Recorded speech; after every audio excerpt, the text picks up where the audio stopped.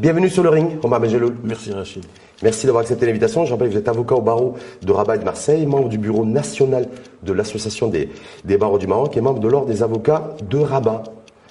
Trois rounds, trois thématiques. Premier round, Aïssa Khenouch sur le ring face aux avocats, donc vous nous direz tout. Deuxième round, les robes noires sont-elles l'exemple de civisme, en tout cas en matière de civisme fiscal, avec un point d'interrogation. Et troisième round, la thématique qui sera posée, c'est que reste-t-il non pas de nos amours, mais que reste-t-il de la petite Fouabi? On démarre avec la première thématique. Omar Benjeloul, Aïssa Khenouch sur le ring face aux avocats. Vous étiez présent dans la salle? En présence Évidemment, on était du dans chef de le gouvernement tour de table. Le président du gouvernement, issu d'une école pragmatique, a restauré le dialogue qui a été rompu par les différents membres de son gouvernement, mais il a réussi aujourd'hui, en tous les cas, à restaurer le dialogue avec la profession. Jusqu'à présent, il n'y avait pas de dialogue entre les avocats. Le dialogue a été rompu. Fouabi. Le dialogue a été rompu par le ministre de la Justice, quelque part par le ministre délégué à l'impôt, mais aujourd'hui, le président du gouvernement a rétabli en toute intelligence le dialogue avec les avocats. C'est déjà un acquis pour pouvoir éventuellement avancer. Est-ce que ça veut dire que la grève est finie? Est-ce que ça veut dire que demain, dans les tribunaux, les avocats reprendront le chemin des différentes instances? Les instances ordinales, les ordres des avocats et les différentes expressions associatives vont éventuellement statuer sur cela par rapport aux conclusions et aux différents accords sur des points techniques. Donc je ne pourrais pas éventuellement... Donc il n'y a pas de décision prise sur suspension ou pas de la grève jusqu'au jour de notre enregistrement, pas encore. Parce que c'était jusqu'à cet instant-là où... À l'instant T, il n'y a pas de décision qui a été prise aujourd'hui par l'association des barreaux du Maroc. La décision n'est pas encore prise. Qu'est-ce qui fait que vous êtes encore hésitant? Vous avez été séduit par le discours et la posture du chef de gouvernement qui est arrivé à... Parce que je n'ai pas résisté à ton invitation et donc j'ai dû quitter le tour de table pour venir éventuellement communiquer avec l'opinion publique et vos téléspectateurs. Mais en même temps, Aïssa Khenouch, Judith, il a rétabli le dialogue. Est-ce qu'il a rétabli le climat de confiance aussi avec les avocats? Mais surtout, est-ce qu'il est arrivé à donner gain de cause aux avocats du pays qui voulaient mordicus et qui souhaitent d'ailleurs, je pense toujours, obtenir ce retrait de l'imposition, en tout cas de la taxation à la source. En tout cas, via le président du gouvernement, les canaux de communication ont été rétablis, ce qui est un gain bien sûr pour les avocats. Le combat et la lutte des avocats est bien évidemment légitime et comme vous le savez, toute négociation débouche sur un compromis. Il y a des concessions mutuelles dans le cadre de la... Mais ça a été le cas là, il y a eu des concessions qui ont été faites par le gouvernement, par les avocats. On a discuté, il y a eu un dialogue. Donc Est-ce que vous avez des réponses à vos questions, c'est-à-dire sur l'impôt, la mise en place de l'impôt sur la source? On a débattu sur les différents points de fiscalité. On a exprimé bien sûr notre position, notre point de vue. Qui n'a pas bougé. Été respecté, cela a été écouté. Bien sûr, on rapproche les points de vue.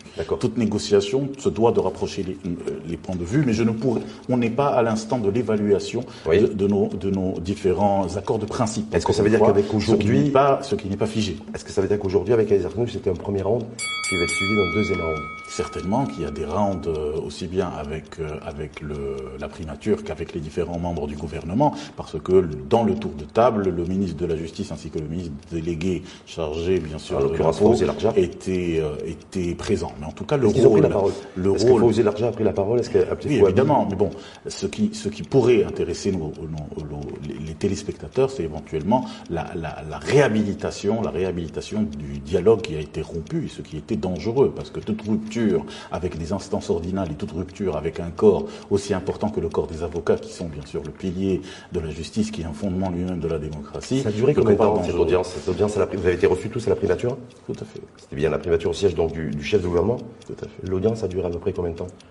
Environ 2 heures, 2 heures et demie. 2 heures, 2 heures et demie. Tout ça pour sortir avec rien, si ce n'est que la reconnexion a été rétablie. Un rapprochement, bien sûr, la connexion a été rétablie, ce qui est très très important de par l'arbitrage du président du gouvernement. Bien sûr, le dialogue ne veut pas dire consensus total. Il y a eu un rapprochement des points de vue, il y a eu explication, il y a eu éventuellement une visibilité, quelques issues, et bien sûr la défense, encore une fois, des positions des avocats qui peuvent bien sûr évoluer, qui peuvent se redéployer, mais toujours en faveur des fondamentaux et des principes qu'on défend. Mais sur le point d'achoppement, sur l'instauration de la retenue à la source, pour chaque dossier, on a vu avec les amendements, c'était plus 300, 400, 500 dirhams, mais c'était focus, en fait, c'était globalement, enfin, ce qui a été décidé, c'est 300 dirhams par dossier. On sait que c'était le point de tension majeur avec le gouvernement dans le cadre du projet de loi de finances 2023. Est-ce que là-dessus, ça a un peu avancé d'un iota ou pas du tout? Ça a plus avancé vers un peu on va dire la révision à la baisse de ce chiffre vers un chiffre de 100 dirhams plutôt que de 300 dirhams, ce qui veut dire une baisse des 2/3. Mais le principe, malheureusement, du prélèvement à la source a été maintenu mordicus par le gouvernement. Et accepté par les avocats. Nous sommes, bien sûr, encore une fois, c'est un dialogue et un rapprochement des points de vue, mais la BAM sortira avec un communiqué qui, bien sûr, sera très clair sur les points. En tout cas, le deal, donc j'ai bien compris, ce que vous avez, vous, obtenu, c'est plus 300 dirhams par dossier, mais 100 dirhams par dossier. Mais 100 dirhams par dossier sur tous les degrés de juridiction. On est passé de 3 ans d'exonération pour les nouveaux avocats entrants juniors, passé à 5 ans. Oui. Et la revue du prélèvement à la source de 10% à 5% pour les sociétés, de 15% à 10% pour les acteurs individuels. Aussi, la TVA est passée à 10%. Donc nous avons... Alors qu'il était prévu qu'elle passe à 20. Ah voilà, tout à fait. D'accord, donc vous avez gagné le match? Je ne sais pas si nous avons gagné le match. Ce n'est pas le temps de l'évaluation. Mais en tout cas, il y a eu une écoute, il y a eu un rapprochement des points de vue, il y a eu un rétablissement du dialogue, il y a eu une volonté de montrer le respect dû à la défense, contrairement aux différentes déclarations de certains membres du gouvernement. Mais en tout cas, le président du gouvernement a été à l'écoute. Avant de passer au deuxième round, Omar Megeloul, est-ce que vous considérez, en tout cas, vous qui avez participé, qui a été présent pendant plus de 2 heures, en présence du chef de gouvernement et des avocats? Effectivement, j'étais dans le tour de table, mais aujourd'hui, je vous avoue, Rachid, que je parle en mon nom propre. Mais vous êtes membre aussi de l'ordre des avocats de Rabat et du bureau national de l'association des barreaux du Maroc. Aizarchenoch, je vous ai agréablement surpris aujourd'hui, en prenant les choses en main. Oui, comme il les a prises, parce qu'il y a... Vous savez comment il y a beaucoup de critiques à son égard. Bien sûr.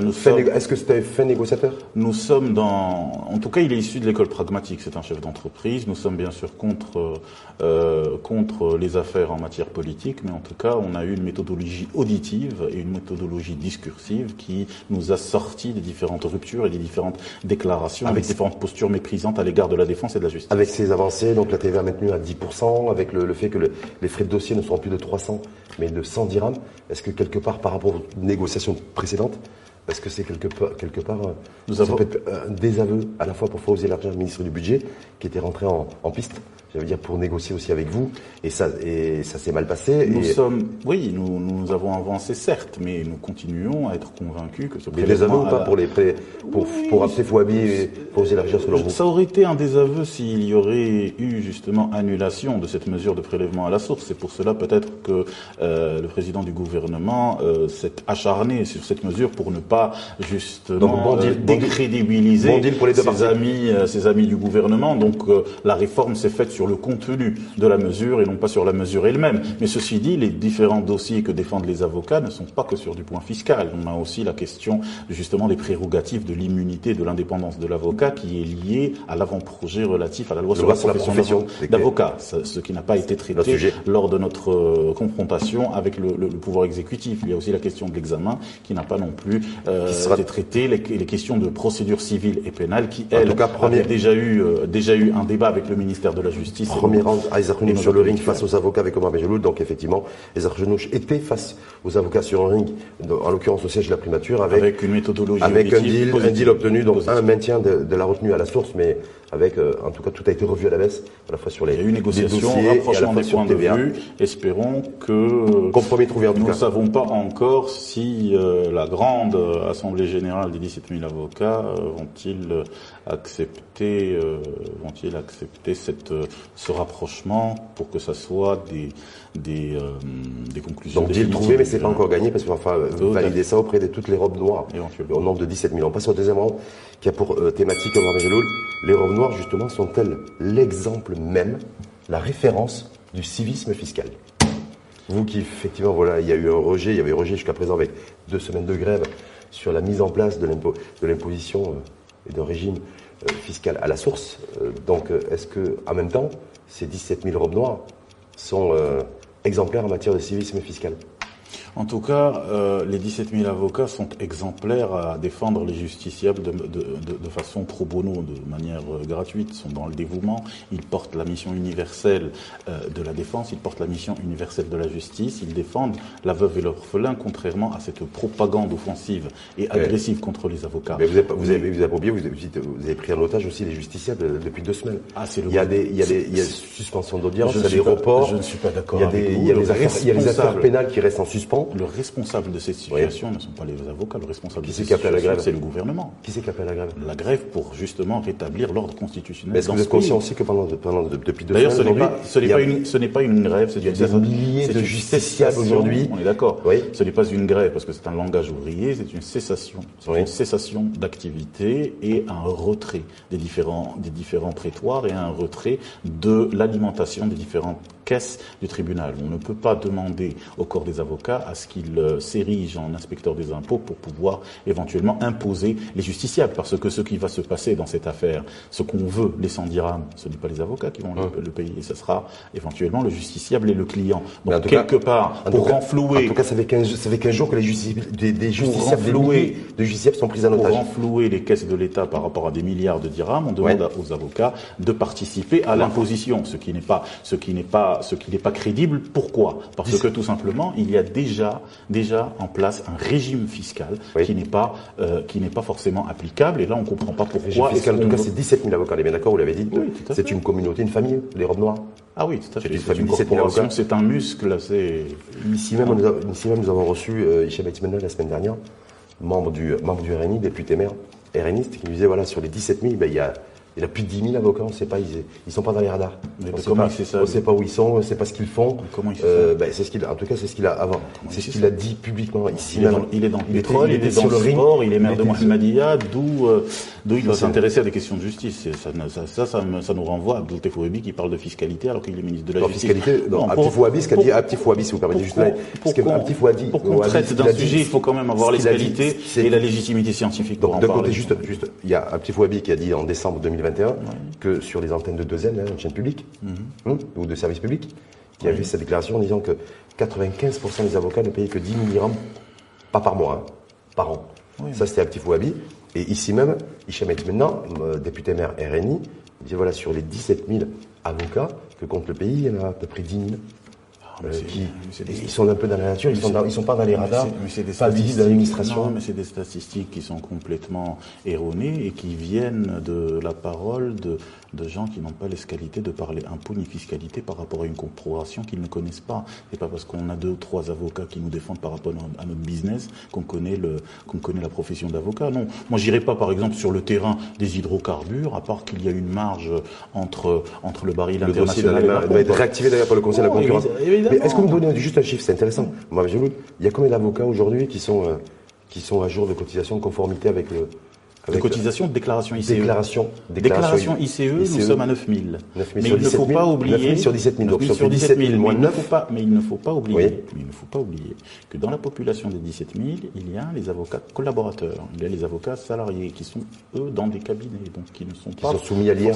Qui sont soumis à l'IR par rapport à des charges patronales, etc. Donc c'est un calcul qui est complètement erroné. Il y a une propagande anti-avocat pour éventuellement, mené par le gouvernement, mené par la technostructure, pour justement laisser le pouvoir d'injonction que représente la justice seul à décider et ne pas justement pouvoir garantir des procès équitables qui sont en faveur de l'intérêt général. Donc l'avocat exemplaire en matière de civisme. Et cette cabale, cette propagande participe justement, c'est une cabale, oui tout à fait. Lorsqu'on vient nous dire que les avocats ne payent pas leurs impôts, pourquoi est-ce que les grandes entreprises payent leurs impôts? Est-ce que le tour de table du GPBM, est-ce que les hydrocarbures payent leurs impôts? C'est quand même de mauvaise opération des régularisations fiscales, c'était je crois en 2018. Oui, tout à fait. Qui avait concerné les avocats. C'est pour ça qu'on est passé de 5 000 à 9 000 avocats. Avant 2018, il y avait seulement 5 000 avocats qui étaient en conformité avec le fisc. Avant 2018. Permettez-moi. Et là, après 2018, on est qu'à 9 000 sur 17 000. Permettez-moi de faire une pondération par rapport au panier financier qu'apporte l'avocat à l'État en tant que justement acteur de l'économie, acteur de la paix civile dans ce pays. L'animateur des caisses des tribunaux, ce sont les avocats, les différentes taxes judiciaires, frais judiciaires, et puis l'employabilité par rapport aux différents avocats stagiaires. Mais ça ne nous empêche pas de payer vos impôts, ça. Ça n'empêche pas l'avocat de payer ses impôts dus. Mais ça paye des charges patronales, donc il faut éventuellement faire une pondération par rapport à tout ça. Donc ce n'est pas forcément, c'est une cabale encore une fois qui met les chiffres parlent d'eux-mêmes. Vous savez ce que disent les économistes? Oui, les chiffres sont têtus. C'est-à-dire qu'avant 2018, il y avait seulement 5 000 avocats qui étaient en conformité avec le fisc. Après 2018, c'est passé à 9 000. Je viens de vous le dire. Les chiffres n'ont absolument aucune référence. C'est-à-dire lorsque vous allez me ramener les vraies références, n'est-ce pas? Parce que le seul régulateur du secteur d'avocat, le secteur d'avocat, permettez-moi, n'a pas un ministère de tutelle. Les instances de régulation, ce sont les ordres. Donc, est-ce que nous avons des chiffres qui sont établis par l'ordre? Est-ce que nous avons des chiffres qui sont issus du HCP? Est-ce que nous avons des chiffres qui sont issus... parce que j'ai aussi mon côté universitaire, donc la légitimité scientifique et référentielle, je suis un peu sensible. Selon la Direction générale des impôts, les médecins du secteur privé, d'ailleurs les médecins libéraux qui contestent aussi la mise en place de certaines dispositions fiscales dans le cadre du projet de loi de finances 2023, grosso modo, selon la Direction générale des impôts, les médecins libéraux paieraient entre 20 et 25 000 dirhams d'impôts par an. Un avocat moyen paye combien d'impôts par an?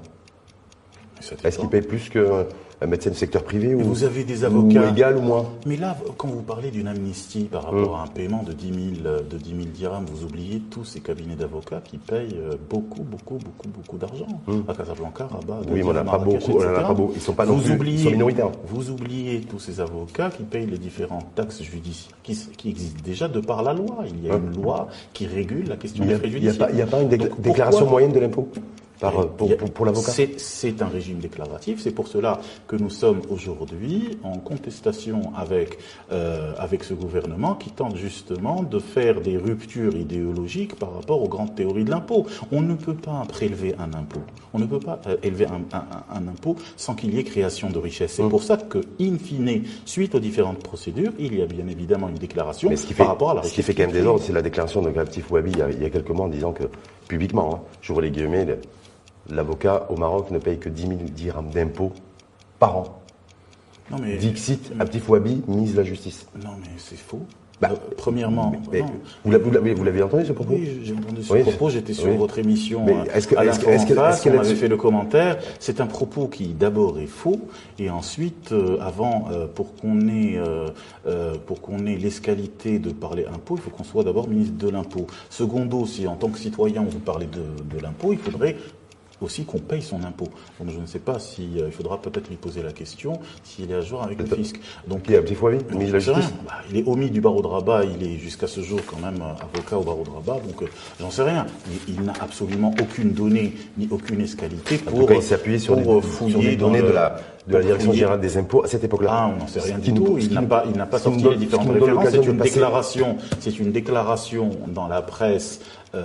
Comme ça, de manière forfaitaire, sur une chaîne, mais nous n'avons pas ces références. Troisième round thématique posé. Que reste-t-il d'Abtif Ouabi, ministre de la Justice, qui a siégé, qui était parmi vous, en tout cas à gauche ou à la droite du chef de gouvernement? Je crois que il était à la droite du chef de gouvernement, c'est ça?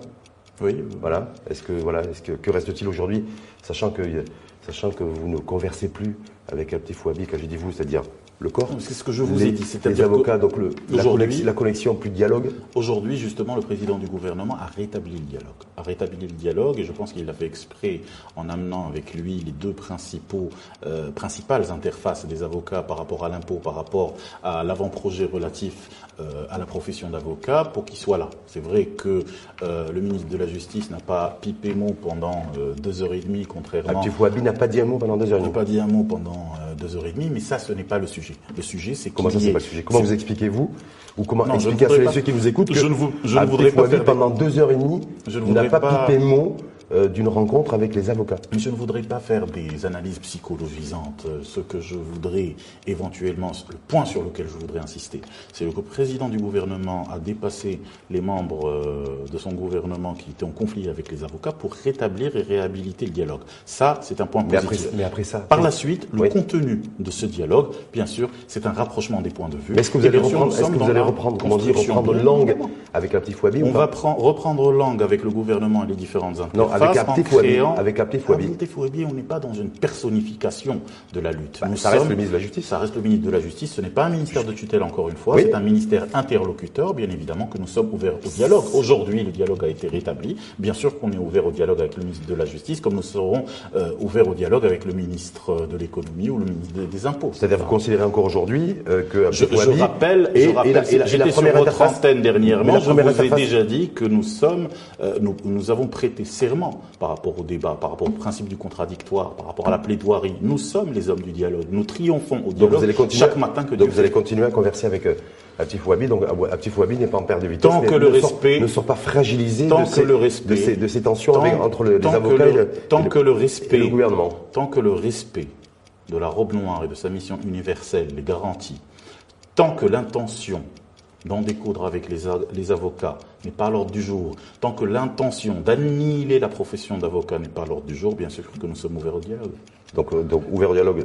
Donc le dialogue pourrait reprendre demain entre les avocats, les organisations, en tout cas les représentations d'avocats et les instances ordinales, malgré le fait que cette rencontre... Et le gouvernement sans citer de nom. Le gouvernement demain, ça sera quelqu'un d'autre et on aura un dialogue. Quelqu'un d'autre, c'est-à-dire ce n'est pas le sujet. Peut-être qu'il y aurait un remaniement gouvernemental, enfin dans tous les scénarios, des élections anticipées, on n'en sait rien. Mais en tout cas, ce qui est vu la situation sociale dans ce pays, on est ouvert à tous les scénarios. Donc les avocats restent et demeurent, parce que quand il y a chaos dans la demeure, ce sont les instances ordinales qui assurent la continuité de l'État. La Tunisie l'a vu, la France l'a vu, et différents pays dans différentes phases de l'histoire ont vécu cela. Donc mépriser les instances ordinales, d'abord c'est insulter l'intelligence collective, et ça ce n'est pas bon. Aujourd'hui le dialogue a été rétabli, c'est un bon point. Pour le contenu, on fait un rapprochement éventuellement des points de vue. Et juste pour conclure, vous disiez cette rencontre a duré 2 heures, un peu plus de 2 heures, 2h30. En présence présidée par le chef de gouvernement, c'était au siège de la primature, en présence des représentants et des représentations de syndicats dont vous faisiez partie. Dans cette réunion, le fait que... Nous ne sommes pas des syndicats, mais des instances ordinales. Des instances ordinales. Ce sont l'équivalent d'autorité de régulation. Le silence de 2h30 d'Abdif Ouabi pendant toute la durée de cette rencontre, est-ce que ça peut laisser présager, selon vous, à quelque chose? Un ministre de la Justice qui reste silencieux pendant 2h30. Ce que je sais en tant que praticien de la musique, c'est que le silence fait partie de la musique. Le silence est une note musicale. Après, peut-être que son silence est dû à sa présence devant ces éminents bâtonniers, parce que n'oublions pas que c'est un confrère du barreau de Rabat, et à titre personnel, avec toute l'amitié que il se murmure qu'il n'était pas très à l'aise. Je ne sais pas. Face aux avocats. Par rapport aux rumeurs, je ne peux pas éventuellement analyser encore ni le body language ni le silence, mais en tout cas ce qui est à retenir de cette relation, c'est le rétablissement du dialogue par rapport à l'arbitrage du président du gouvernement. Donc c'est une approche selon vous, intéressante. Ressort pas forcément affaibli de ce bras de fer entre l'exécutif et les avocats. La composition gouvernementale d'une manière générale a été affaiblie par cette provocation des professions libérales et par l'avant-garde de la lutte des professions libérales que représentent bien sûr les ordres des avocats. C'est une corporation qui reste assez forte aussi bien de par sa conscience, de par son nombre, de par ses moyens et de par son histoire. Et l'histoire, bien sûr, la légitimité historique, elle est importante dans la mise en place des valeurs des droits humains. Si j'ai bien compris, Omar Gelloul, à suivre, mais grosso modo, reconnexion entre les avocats et les représentations d'avocats. Rétablissement du dialogue. Rétablissement du dialogue. C'est le grand titre. Accord trouvé, en tout cas compromis avec un deal. Rapprochement des points de vue. Rapprochement des points de vue. Donc, en tout cas, vous avez avalé la couleuvre de l'imposition à la source, mais en même temps, vous avez réussi à obtenir aussi une baisse à la fois sur les frais de dossier, donc plus de 300 dirhams, mais nous continuons, 100 dirhams, ce sera continuons à dire et le maintien de la TVA à 10%. Nous continuons à dire que la mesure du prélèvement à la source est une mesure inconstitutionnelle et qui ne répond à aucune théorie économique. Donc ce n'est pas avaler des couleurs, c'est éventuellement dépasser la crise institutionnelle. Ceci dit, rien n'est encore plié. Nous sommes encore une fois dans un dialogue qui a été rétabli. On avance, n'est-ce pas? On avance pour pouvoir instaurer la paix civile dans ce pays. Parce que retrouver cette ambiance de rupture qu'a installé ce gouvernement est malsaine pour notre pays parce que les enjeux internationaux sont importants et nous avons besoin d'un front uni. Le gouvernement est aujourd'hui responsable d'une crise dans le secteur de la justice et dans les différentes professions libérales à laquelle risquerait de se greffer la gronde populaire par rapport à la hausse des prix. Cela ne présage rien de bon. En tout cas, ils ont joué la carte de la baisse des prix. En tout cas, sur les dossiers, ils passeront de 100 à 100 dirhams au lieu de 300. Donc c'est déjà quelque chose qu'ont obtenu les avocats et que d'autres professions n'ont pas encore obtenu. C'est une baisse de frais et d'impôts, mais ça ne répond pas à la gratuité du service public qu'est la justice. Espérons surtout qu'il y aurait une baisse des prix des carburants et une baisse du coût de la vie dans ce pays parce que les Marocains n'en peuvent plus avec ce gouvernement. Ça, c'est la politique. Tout est politique. Merci en tout cas infiniment à vous. Omar Benjelloul, je rappelle, avocat au barreau de Rabat et de Marseille, membre du bureau national de l'Association des barreaux du Maroc et membre de l'Ordre des avocats de Rabat. Merci. Merci à vous.